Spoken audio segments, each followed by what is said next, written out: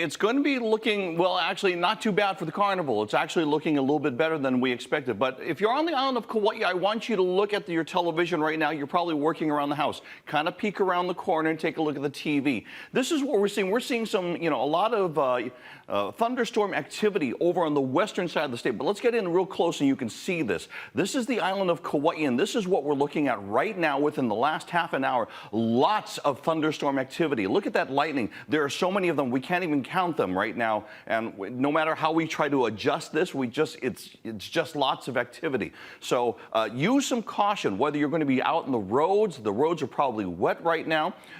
This also means that there's the possibility of electrical disruption. So if the power goes out, another way that you can go ahead and have the latest information in your hand is to download, before the power goes out, the H&N weather app. So that way, if the power does go out, you just turn on the app and you got all the information in the palm of your hand. So island of Kauai, just some caution here, just lots of electrical activity, so be careful. Let's go ahead and take a look at the island of Oahu. We thought it was going to be quiet, but look at this. We've got rain. This is just over on the windward side of Oahu. You see Kailua right there, Kaneohe, as you go up towards the north shore. So that's going to be up from Waihole, Waikane. So use some caution if you're driving on the H3, Like Pali Highway, wet weather, and that's expected to continue as we go throughout the morning. More in 10 minutes.